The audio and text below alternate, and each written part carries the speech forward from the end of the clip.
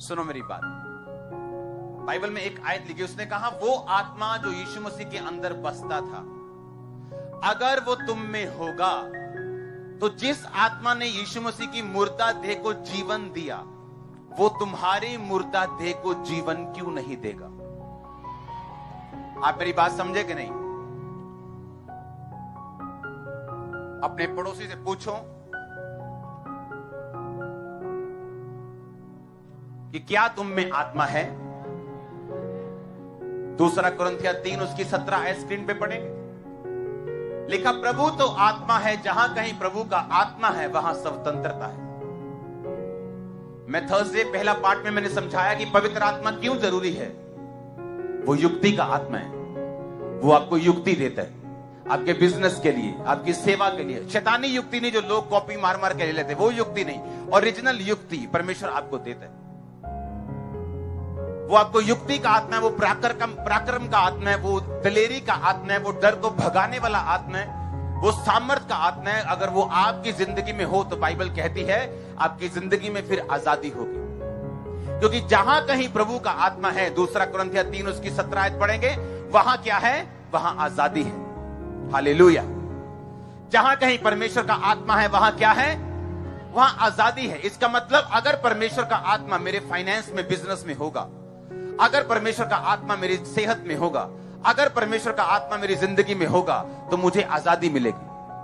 आजादी कहां से मिलेगी? किससे मिलेगी? बीमारियों से मिलेगी, वो दुष्ट आत्माओं से मिलेगी, इमोशनल बंधनों से मिलेगी, वो इंसानी बंधनों से मिलेगी। बहुत से लोग हैं जो इंसानी बंधनों में फंसे हुए हैं। ऐसे बहुत से लोग हैं, मैं उन्हें जानता हूं, वो व्यभिचार को नहीं छोड़ पा रहे। अन्य जाति हैं लेकिन चर्च में नहीं आते हैं, व्यभिचार नहीं छोड़ पा रहे। उन्हें लगता है कि अगर मैं ये छोड़ दूंगा मेरी जिंदगी में कोई मुसीबत आ जाएगी।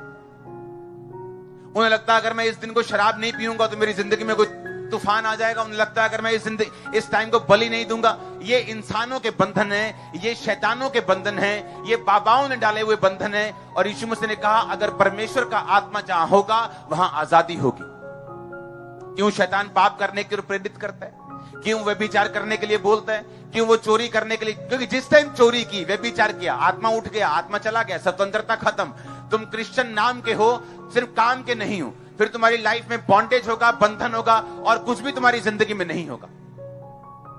परमेश्वर ने कहा जहां कहीं मेरा आत्मा है वहां आजादी है। आमीन। अगर परमेश्वर का आत्मा तुम्हारे जीवन में होगा तो तुम आजादी को फेस करोगे, आजादी को स्वीकार करोगे। वो तुम्हारी फाइनेंस में होगी, तुम्हारी सेवकाई में होगी, तुम्हारी मैरिड लाइफ में होगी, तुम्हारी इमोशनल लाइफ में होगी, स्पिरिचुअल लाइफ में होगी। कहीं से भी तुम फंसे नहीं रहोगे यीशु मसीह के नाम में। अब आपको यह देखना है कि क्या मेरी जिंदगी में परमेश्वर का आत्मा है? आमीन। उसने कहा अगर परमेश्वर का आत्मा जिसने यीशु मसीह को मुर्दों में से जी उठाया अगर तुम में बसता है तो कंडीशन है तुम में बसता है कि नहीं। अगर वो तुम में बसता है तो किसी और को भेज माइक देके। अगर वो तुम में बसता है तो क्या होगा? कहता अगर वो तुम में बसता है तो अगर यीशु मसीह मुर्दों में से जी उठे तुम भी जी उठोगे। एग्जाम्पल हमारे सामने। हाँ, क्या हुआ उस दिन? पवित्र उस टेस्टिमनी को वीडियो, फुल वीडियो चलाना, जहां से प्रेयर शुरू हुई, फुल वीडियो चलाना जरा वीडियो, फुल वीडियो पीछे से। Healed in Jesus name, ये लंग्स की बीमारी तुझे छोड़ के जाए right now in the mighty name of Jesus Christ. ये कौन है पेशेंट जो एक्सीडेंट की वजह से? बलजिंदर सिंह कौन है ये? इसको उठाओ, इसको। Thank you Lord. पवित्र आत्मा इसको छुए राइट नाउ, इसको हील करे, इसको डिलीवर करे, इसको छुए। सारे एक्सीडेंट के कारण जितने बॉडी में डैमेज है वो डैमेजेस सारे हील हों, वो सारे डिलीवर हों। और खुदावंद का रूह तुझे उठाकर खड़ा करे, खुदावंद का रूह तुझे उठाकर खड़ा करे, खुदावंद का रूह तुझे उठाकर खड़ा करे, खुदावंद का रूह तुझे उठाकर खड़ा करे in the name of Jesus. आमीन। ऊंचा ये बरकत रियल में हीलिंग जारी, रियली हीलिंग जारी, हीलिंग जारी लोगों के अंदर, हीलिंग जारी लोगों के अंदर right now in Jesus name. जैसे ही इनके ऊपर लेहन प्रार्थना हुई उसी वक्त परमेश्वर के आत्मा ने इन्हें छुआ और इन्हें उसी वक्त खड़ा किया और इन्हें चंगा किया। Hallelujah, hallelujah. ਪਾਪਾ ਜੀ ਨੇ ਹੁਣੇ ਲੇਹਣ ਕੀਤੀ ਸੀਗੀ ਬਲਜਿੰਦਰ ਸਿੰਘ ਦੇ ਨਾਮ ਲੈ ਕੇ ਜੂਮ ਤੇ ਇਹਨਾਂ ਦਾ ਐਕਸੀਡੈਂਟ ਹੋ ਗਿਆ ਸੀ ਕਾਰ ਦਾ, ਮਤਲਬ ਕਿ ਡਾਕਟਰ ਨੇ ਮੇਜਰ ਆਪਰੇਸ਼ਨ ਦੱਸਿਆ ਸੀ, ਬੈੱਡ ਤੇ ਸੀ ਟੋਟਲੀ ਫੁੱਲ ਮੰਥ ਬੈੱਡ ਤੇ ਸੀਗੇ, ਮਣ ਕੇ ਦਬ ਗਏ ਸੀ, ਇਹਨਾਂ ਦੇ ਕ੍ਰੈਕ ਹੋ ਗਏ ਸੀ, ਪਰ ਪਰਮੇਸ਼ਰ ਨੇ ਅੱਜ ਇਹਨਾਂ ਨੂੰ ਚੰਗਾ ਕੀਤਾ। ਜਿੱਦਾਂ ਪਾਪਾ ਜੀ ਨੇ ਲੇਹਣ ਕੀਤੀ ਉਸੇ ਟਾਈਮ ਅਸੀਂ ਇਹਨਾਂ ਨੂੰ ਹਿਲਾ ਕੇ ਤਰਾ ਕੇ ਦੇਖਿਆ, ਇਹਨਾਂ ਦਾ ਕਾਲਰ ਵੀ ਕਾਲਰ ਲੈ ਕੇ ਇਹਨਾਂ ਦਾ ਕਾਲਰ ਵੀ ਉੱਤਰ ਚੁੱਕਿਆ ਔਰ ਇਹਨਾਂ ਦਾ ਕਾਲਰ ਵੀ ਉੱਤਰ ਚੁੱਕਿਆ ਔਰ ਪਰਮੇਸ਼ਰ ਨੇ ਇਹਨਾਂ ਨੂੰ ਹੀਲ ਕਰ ਦਿੱਤਾ, ਇਹਨਾਂ ਦਾ ਕਾਲਰ ਵੀ ਉੱਤਰ ਚੁੱਕਿਆ, ਇਹਨਾਂ ਦੀ ਇਹ ਉੱਠ ਕੇ ਖੜੇ ਹੋ ਚੁੱਕੇ ਨੇ, ਤੁਰ ਰਹੇ ਨੇ। ਚਲੋ Holy Ghost, hallelujah, hallelujah, hallelujah, hallelujah, hallelujah। तारीफ करो जोर से हालेलुया। तो उस दिन पवित्र आत्मा के बारे में मैं जो बता रहा था, ये मिरेकल, ओके, ये मिरेकल उसकी छाप है, ये उसका प्रूफ है, ये परमेश्वर ने आपको सबूत दिया है कि जो मेरा दास आपको बोल रहा है वो सच्चाई है, उस पे विश्वास करो, फॉलो करो। परमेश्वर ने कहा अगर वही आत्मा तुम में बसता है तो तुम्हारे मरणहार देहों को वो क्यों ना जी उठाएगा। अगर आप मेडिकली ऐसा देखेंगे तो ये इम्पॉसिबल है। जैसे आज लोग बोलते हैं कि मरे हुए में से कौन जी उठ सकता है, ऐसे ही यीशु मसीह जी उठे थे, ऐसे ही हुआ था। कैसे हुआ था? और ऐसे ही पवित्र आत्मा उन्होंने जी उठाया था, जैसे इस भाई को जी उठाया कि ले हैंड हो रहे हैं और वो भी टीवी के ऊपर।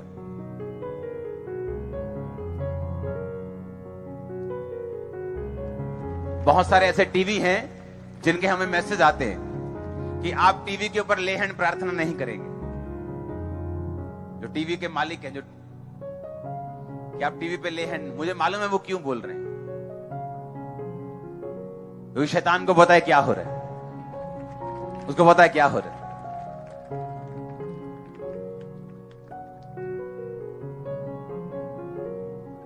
हालेलुया। तो अगर आप पवित्र आत्मा से भरे हुए नहीं हैं तो नुकसान आप ही का है।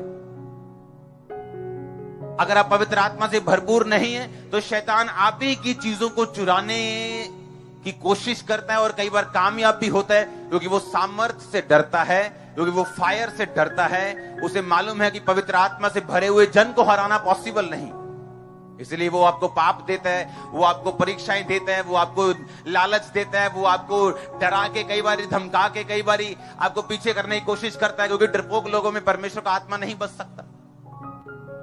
आ जाओ भाई, थैंक्स करेंगे खुदाबंद का जोर से। इस केस से आपको एक सीख लेनी चाहिए कि नेवर गिव अप, कभी गिव अप मत करो। वो कभी भी छू सकते हैं, कभी भी चेंज कर सकते हैं। हालेलुया। प्रेरितों के काम 1 उसकी 8 आयत को पढ़ेंगे, उसमें लिखा जब पवित्र आत्मा तुम पर आएगा तो तुम सामर्थ पाओगे, यरूशलेम, यहूदिया और सामरिया और पृथ्वी की छोर तक मेरे गवाह होंगे।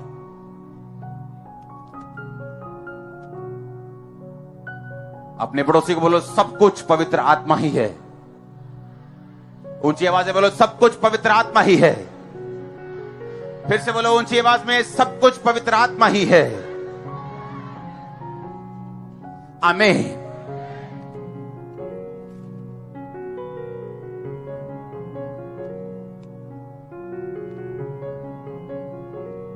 अगर पवित्र आत्मा कहता तुम में है, अगर तुम में है तो सोचो मुझ में है, आप में है कि नहीं।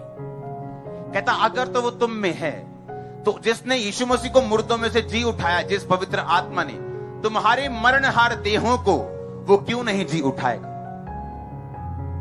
फिर से पढ़ेंगे 2 कुरिन्थियों 3:17, जहां कहीं परमेश्वर का आत्मा है, कहता परमेश्वर तो आत्मा है, वो शरीर नहीं, लेकिन वो तुम्हारे शरीर में बसता है। आमीन। परमेश्वर ने यूहन्ना 14 में कहा था कि वो पवित्र आत्मा तुम्हारे साथ रहता है, चेलों को बोला था, लेकिन बाद में ये तुम में होगा। यानी यीशु मसीह का मतलब था कि पवित्र आत्मा तुम्हारे साथ रहता है क्योंकि मैं ही पवित्र आत्मा हूं, मेरा ही आत्मा है, जो यहोवा का आत्मा है मैं ही हूं। सूर्य, उसका प्रकाश, उसकी गर्मी, तीनों अलग अलग, लेकिन सूर्य एक ही है। एग उसका व्हाइट पार्ट, उसका येलो पार्ट, उसका बाहर का शेल, लेकिन उसे एग बोलते हैं। आमीन।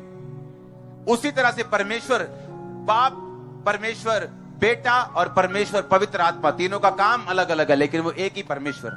इसलिए यीशु मसीह ने कहा था वो तुम्हारे साथ रहता है, यानी मैं अब तुम्हारे साथ हूं, लेकिन बाद में वो तुम्हारे अंदर होगा। जब मैं जीवित आसमान पे चला जाऊंगा, मुर्दों में से जी उठ के, उसके बाद पिता के दाहिने हाथ बैठ के मैं वो पवित्र आत्मा तुम्हारे लिए उंडेल दूंगा, फिर वो तुम्हारे अंदर होगा।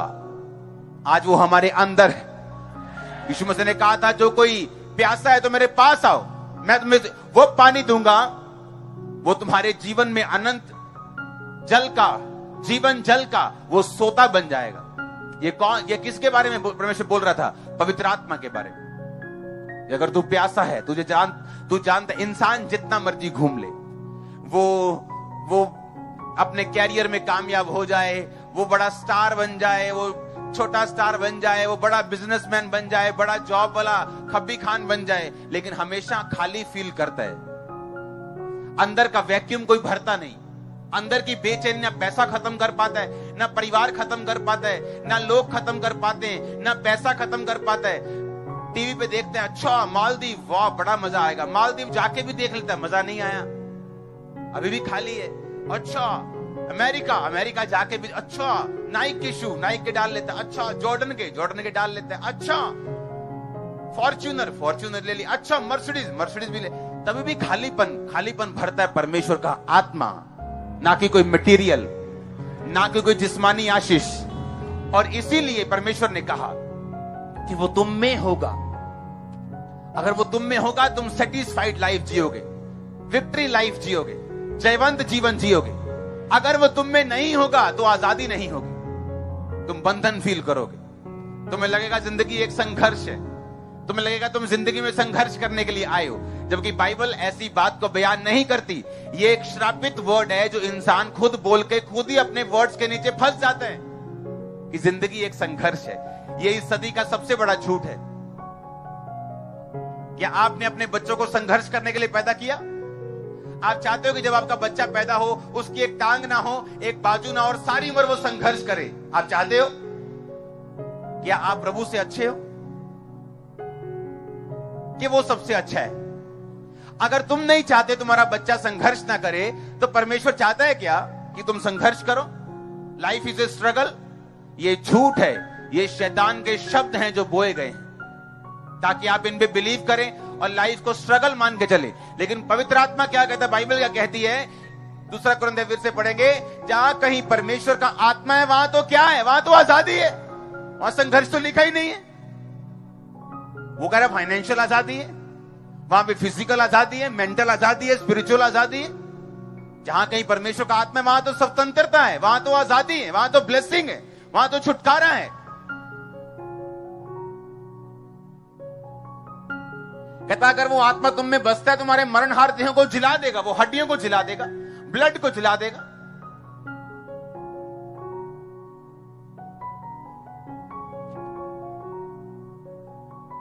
हालेलुया।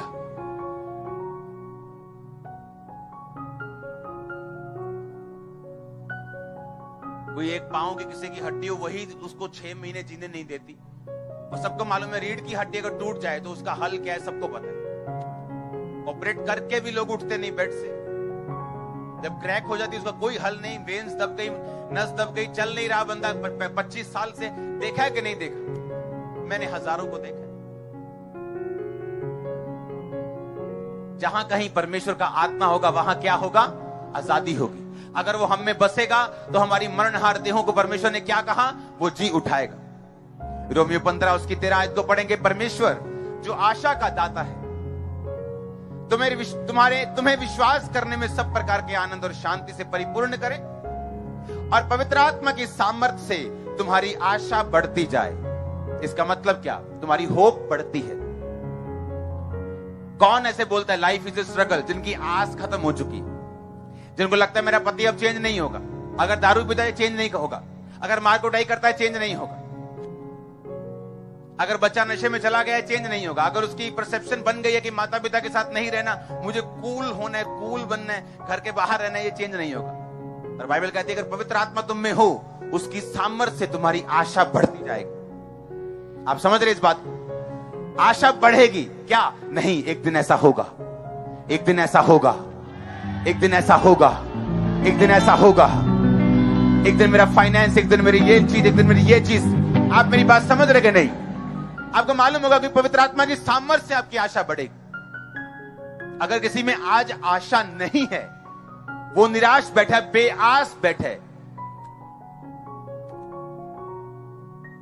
उदास मुंह करके बैठे, क्योंकि उसकी आस खत्म हो गई। अब क्या होने वाला? अब कोविड आ गया, मेरा धंधा बंद है। अब कोविड आ गया, मंदी आ जाएगी। अब कोविड आ गया, अब ये हो जाए। वो बेआस है। लेकिन परमेश्वर क्या कहता है? फिर से पढ़ेंगे 15-13 को। परमेश्वर कहता है पवित्र आत्मा की सामर्थ्य से तुम्हारी आशा बढ़ती जाए। इसका मतलब पवित्र आत्मा की सामर्थ्य अगर हम में होगी, हमारी आस बढ़ेगी। जब आस बढ़ेगी, आपकी लाइफ बेटर होगी। आज प्रॉब्लम क्या है? जब एक आपकी लाइफ में मुश्किल अटैक करती, जब एक दुख अटैक करता है, तो क्या होता है? वो दुख भी है मुश्किल, लेकिन जब बेआस बंदा हो जाता है, वो उसको ज्यादा निराश करता है। वो